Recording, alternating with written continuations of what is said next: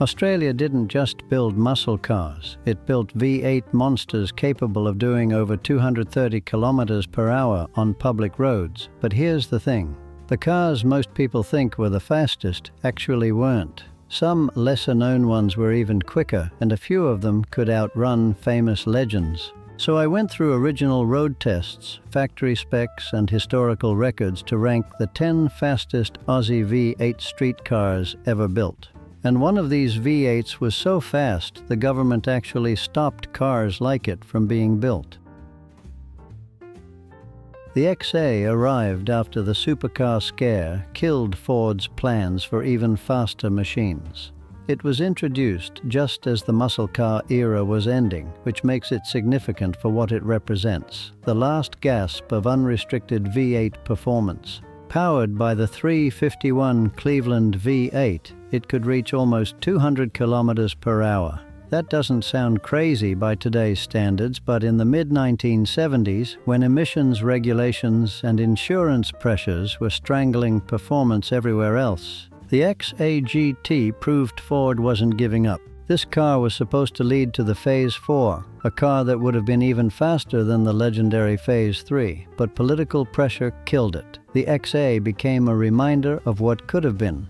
Today, clean ones are collectible, not because they were the fastest, but because they represent the end of an era.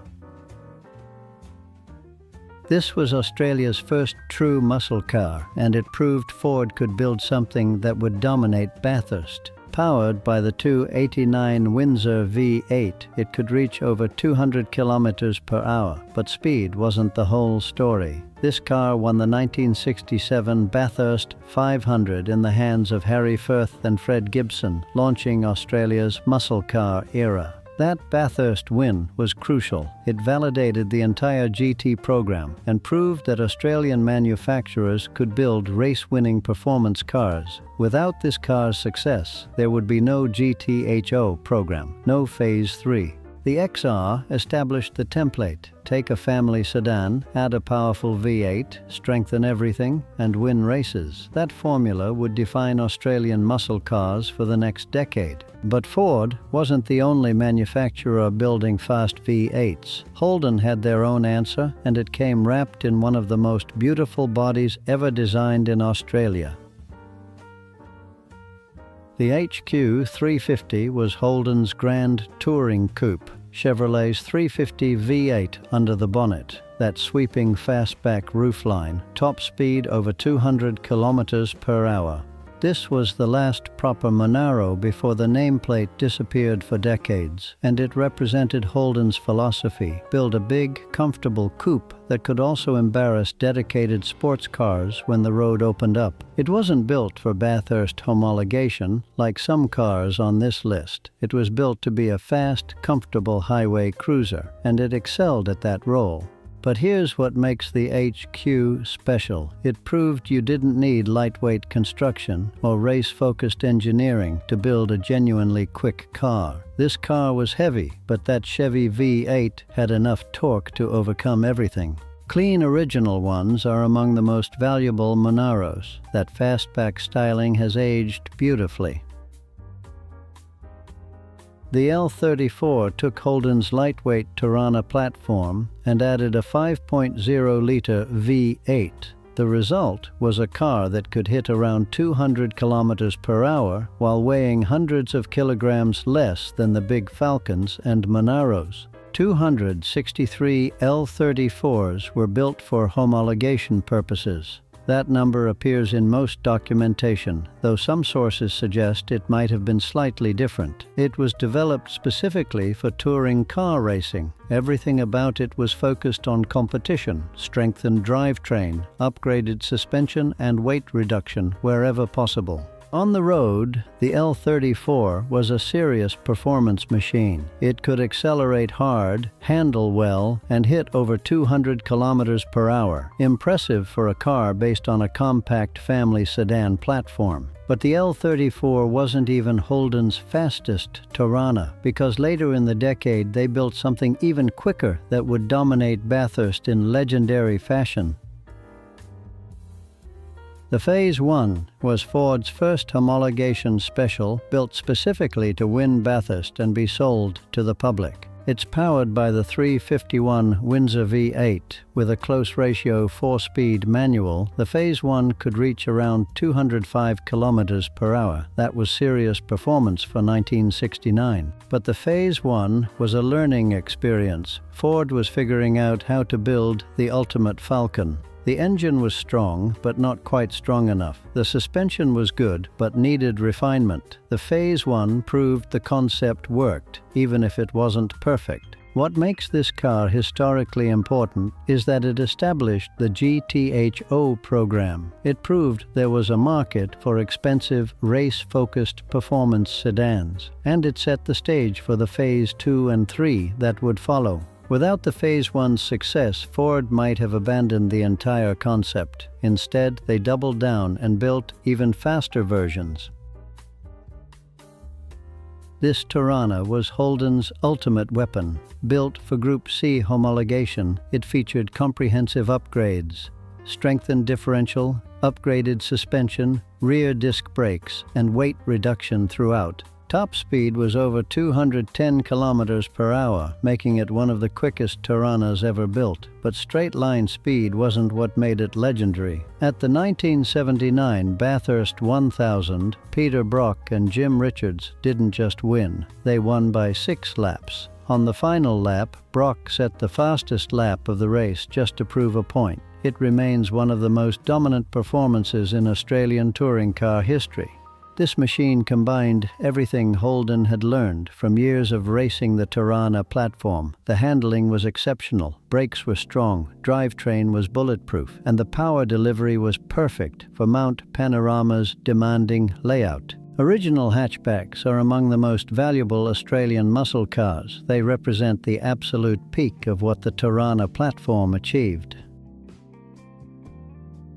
This was one of the quickest Australian coupes of the late 1960s, Chevrolet's 350 V8, producing around 300 horsepower. In 1969, Colin Bond and Tony Roberts drove it to victory. That win was crucial for Holden. They were being beaten by Ford in the showroom and on the track. The Monaro was their response, and the 1969 Bathurst win validated the entire program. The HT 350 proved that Holden could build V8-powered muscle cars that could match Ford's best. It kicked off a rivalry that would define Australian motorsport for the next decade. Today, the ones with Bathurst provenance or racing history command massive premiums. They're not just fast cars, they're pieces of Australian motorsport history.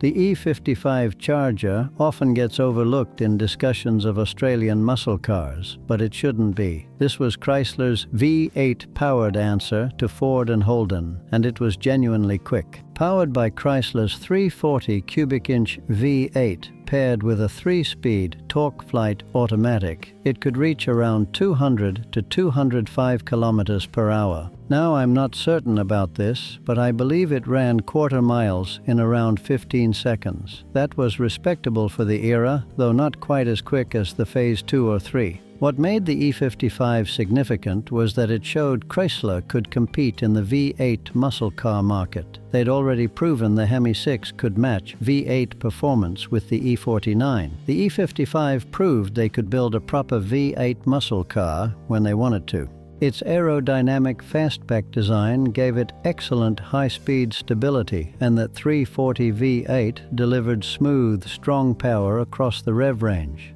We're now at the top 2. And both of these cars are Ford GTHOs, the fastest production sedans Australia ever built. The Phase 2 perfected what the Phase 1 started. Released in 1970, it featured Ford's 351 Cleveland V8, producing around 300 horsepower, top speed around 220 kilometers per hour. Alan Moffat drove a Phase 2 to victory at the 1970 Bathurst 500, proving it wasn't just fast in a straight line. It could handle, it could brake, and it could win Australia's most demanding race. The Phase 2 established the GTHO formula that would be perfected with the Phase 3. Race-derived suspension, heavy-duty brakes and close-ratio gearbox. Everything built to handle sustained high-speed running and competition use. Quarter-mile times were in the low 14-second range. 0 to 100 came up in around 6.7 seconds. For 1970, those were world-class numbers. The Phase 2 represented Ford's commitment to building the fastest production sedan they could. It set the stage for what came next, but it was already faster than almost anything else on Australian roads. Today, genuine Phase 2s are highly collectible, though they're often overshadowed by the Phase 3 that followed.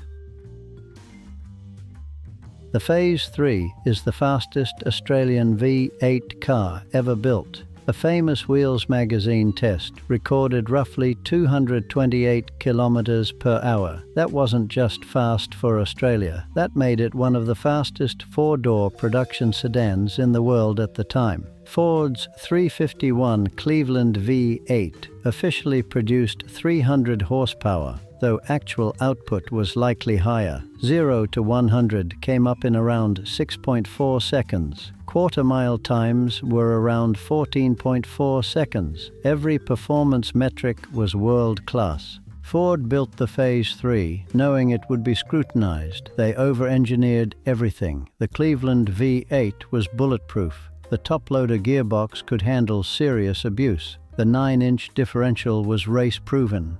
But here's what makes the Phase 3 legendary. The Phase 4 was cancelled. The supercar scare killed it. That made the Phase 3 the end of the line, the final, ultimate expression of Ford's formula program. The Phase 3 represents the moment Australian engineering reached its absolute peak. It proved that distance from Detroit didn't mean accepting second best. Australia could build a V8 sedan that competed with anything in the world. Genuine Phase 3s sell for over $1.3 million. They're not just collectible muscle cars. They're proof of what Australian engineering achieved when given the freedom to pursue performance without compromise. The golden age of Australian V8 muscle cars ended too soon, but for those few years, if you wanted the fastest V8 sedan money could buy, you didn't need to look to America. You could walk into a Ford or Holden dealership and drive out in a car that could embarrass Corvettes, Mustangs, and anything else with a V8.